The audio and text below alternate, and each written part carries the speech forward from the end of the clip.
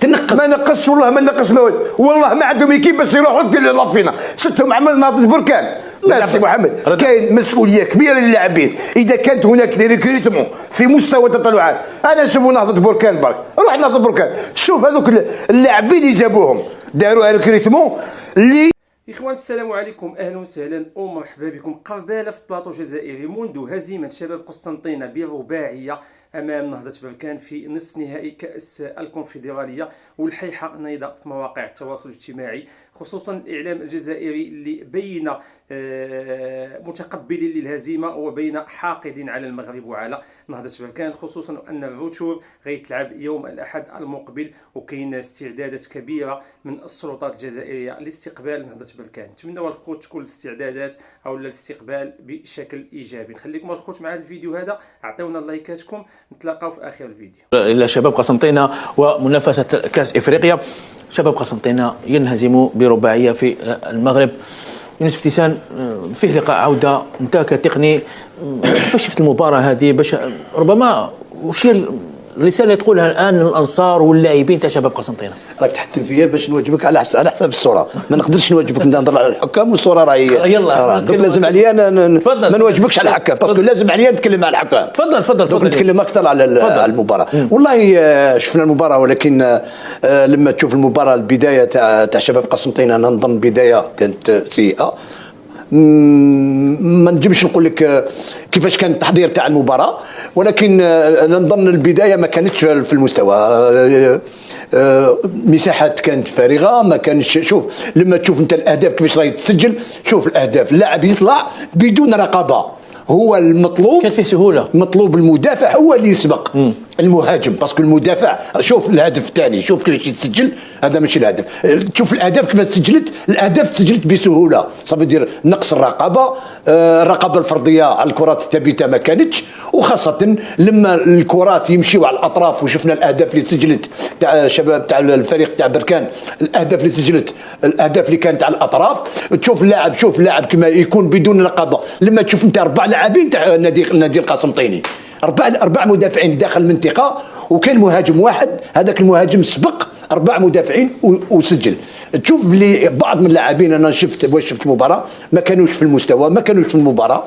ماهوش النادي القسنطيني اللي شفناه مع اتحاد العاصمه كما نقولوا بالانضباط تكتيكي جيدا، ما خلاش المساحات في المباراه تاع اتحاد العاصمه. ولكن في المباراه بركان مساحات كانت كبيره. خلاو المبادره للخصم من البدايه. الخصم خدا كما نقولوا المبادره، والمبادره هذيك سمحت له يسجل في بدايه المباراه. انا نقول ما زال المباراه الثانيه حقيقه ماهيش راح تكون سهله، ولكن كل شيء ممكن في كره القدم. كما النادي قسنطيني سجل الفريق بركان سجل 4 أهداف، كما شباب قسنطينة يقدر يولي في نتيجة. ولا سمحت برك على تكلمت على الحكام. نقطة تشوف الأخطاء كما تشوف الأخطاء الفردية اللي راهم يديروها اللاعبين، الأخطاء تاع الحكام لازم نتكلموا على الأخطاء. كاين أخطاء اللي بوتاتر ما كانتش كما نقولوا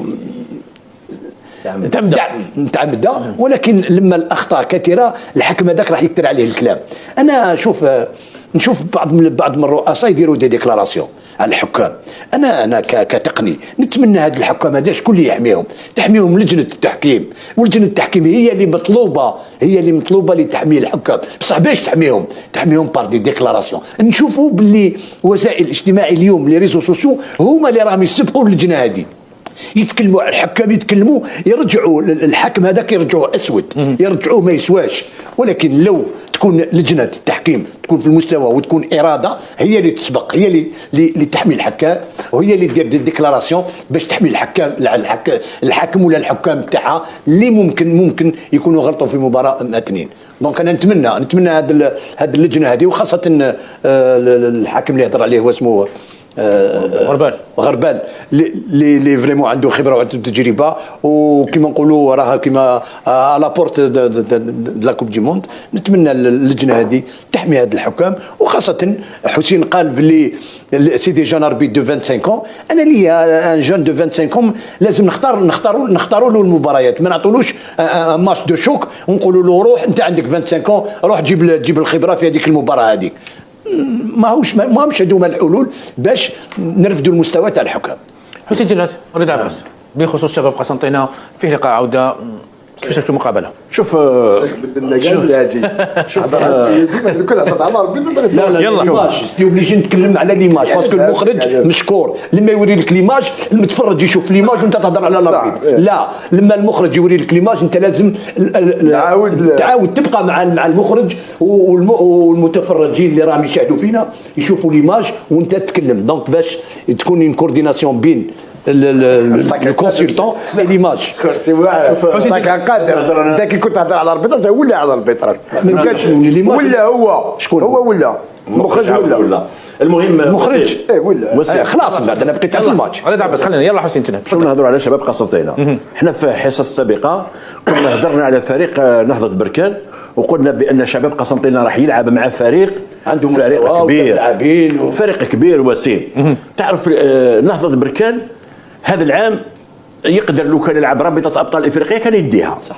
عندهم فريق كبير، فريق اللي لعب 26 مقابلة في الدوري المغربي انهزم في مقابلة واحدة في 26 والهزيمة الثانية وانت تلقاها الأسبوع الماضي لما ريحوا اللاعبين تاعهم خلاوهم للمقابلة تاع شباب قسنطينة.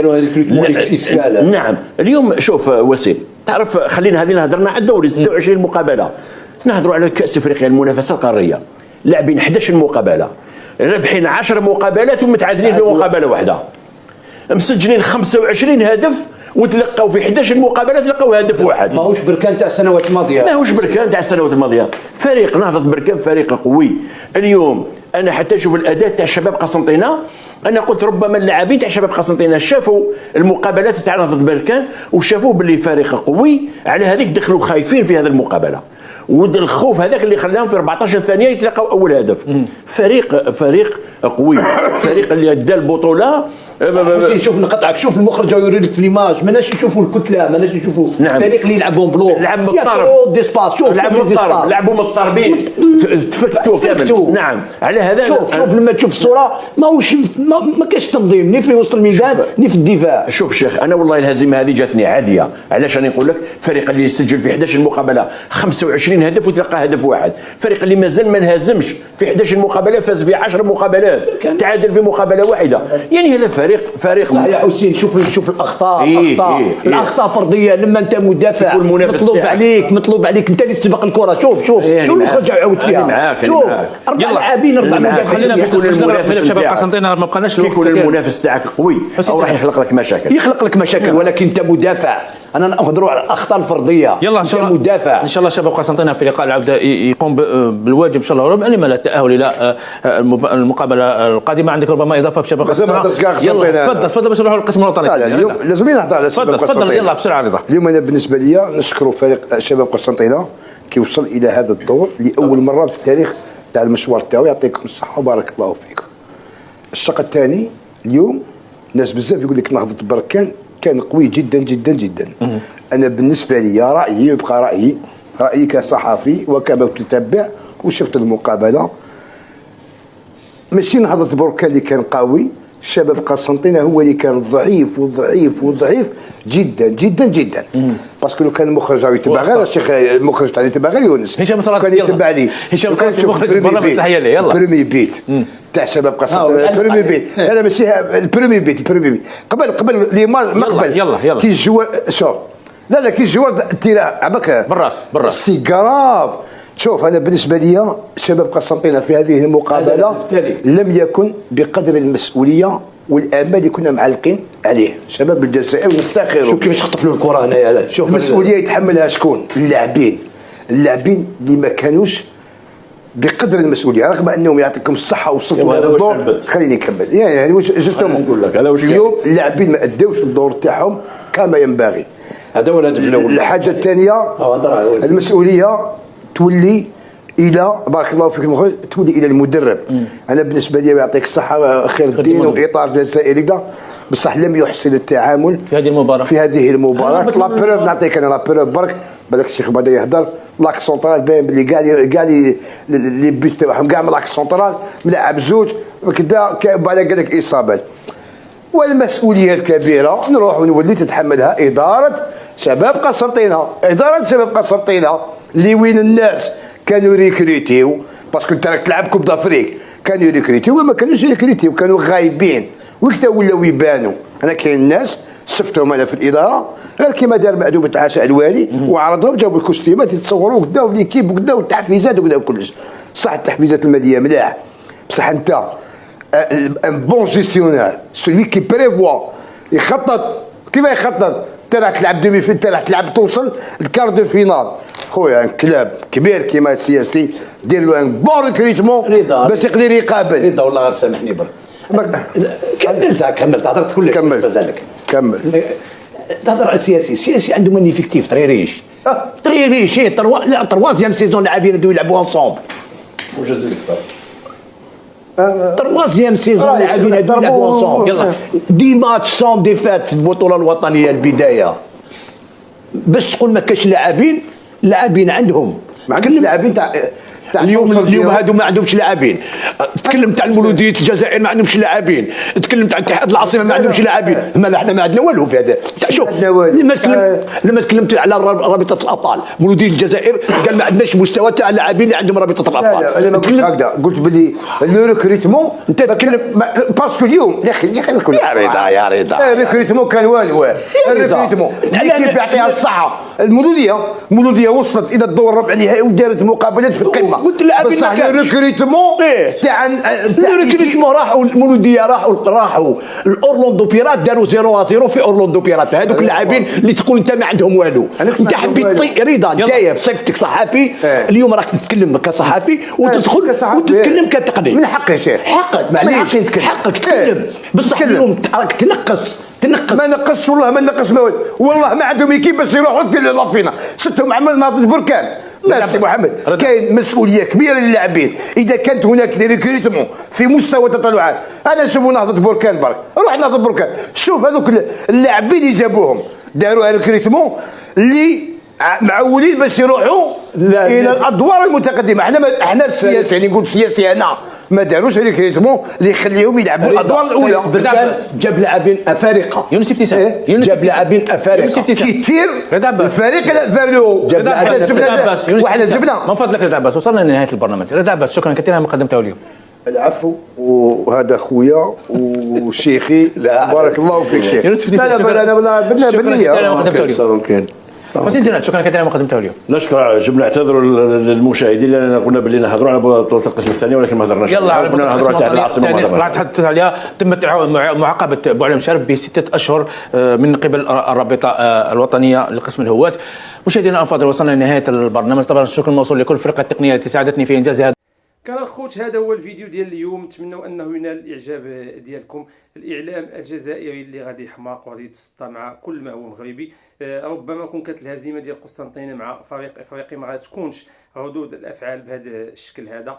شفنا المقابله اللي ما كانت فيها لا كولاسه لا جوساسه. هو اصلا الكولاسه ما عمرها كانت لكن ما تعطاتش الفرصه للجزائريين حتى انهم يدويو على الكولاسه. فريق نهضه بركان اللي حصد الاخضر واليابس هذه السنه.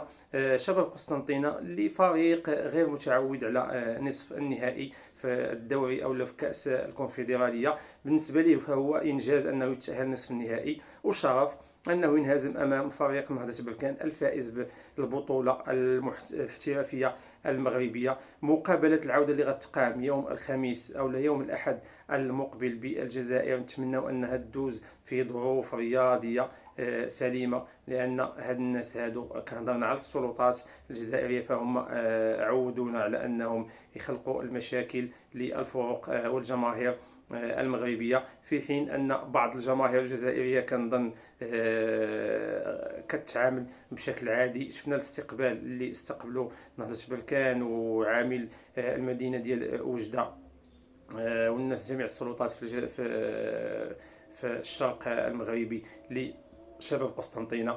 بذوق الجمهور الجزائري شكر المغاربه، المدرب ديال قسنطينه شكر المغرب والمغاربه وعبر على حسن الاستقبال اللي لقاه في المغرب. فإلى صدرات شي حاجه من هاد الناس هادو فلا حول ولا قوه الا بالله. تحياتي لكم الخوت، شكرا والسلام عليكم.